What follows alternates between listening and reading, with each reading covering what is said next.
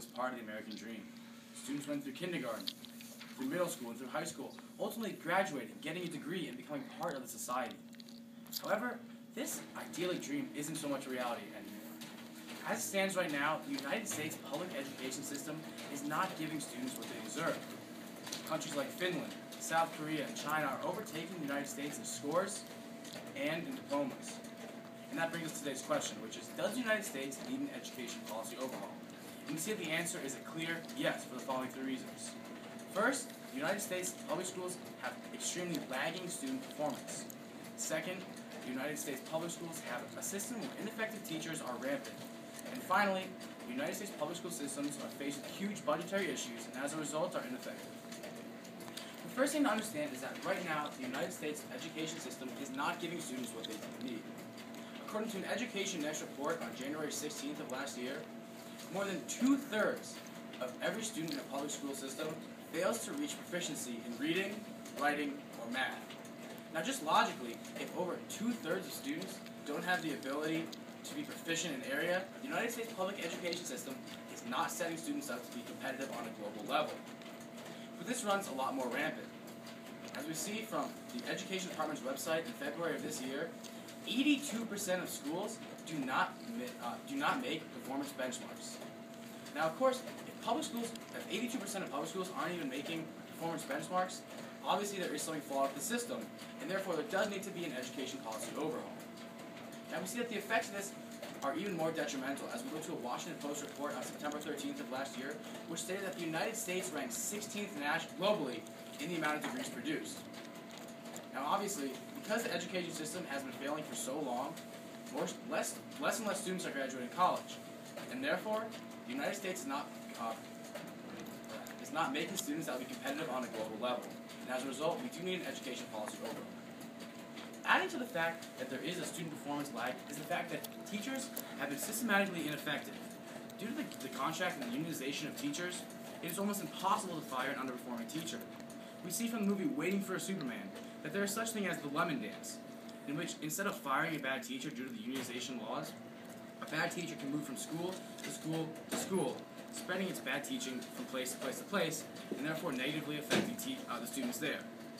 Now, what does this mean? This means that the education policy as it stands right now does not allow bad teachers to be fired, and therefore lets teachers teach poorly to students. As an Education Next report in summer 2011 points out, a good teacher, based on their students' test scores, does have an effect on a student's lives. This report stated that a student who found they had a good teacher was more successful in their life because that teacher taught them successfully.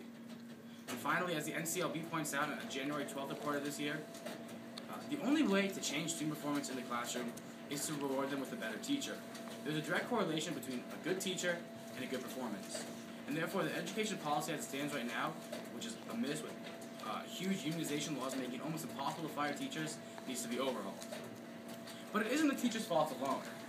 An ineffective teacher is only so ineffective as its resources and tools, things like new computers, textbooks, and new programs to make teaching more effective. And as it stands right now, the United States has such a bad public education system because most schools are facing huge budgetary crises. As New York Times reports on March 13th of last year, the average public school in the United States faces a budgetary crisis of about $200 million per year.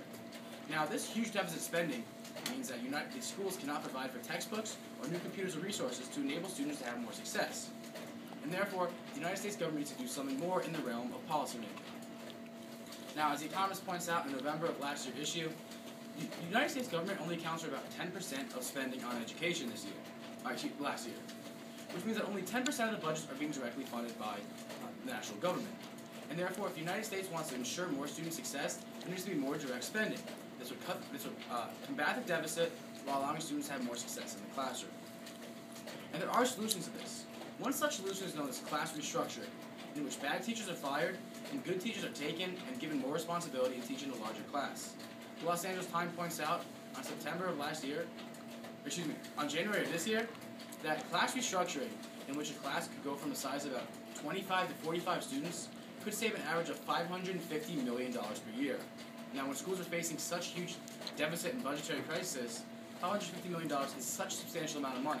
It would allow them to have new resources, new textbooks, and therefore allow to raise student performance inside this country. The black and white American 1950s education ideal might be dead. There's no longer someone going to school, graduating, and working in a great accounting firm. However, there is hope that the United States education system can be fixed. Things like more government spending, new teachers, and more incentives for students to learn can help this issue. So when we're faced with today's question, which is, does the United States need an education policy overhaul? We see that the answer is a clear yes. Because right now there is lagging student performance, there are ineffective teachers that spread their bad teaching from school to school, and finally there are huge budgetary crises.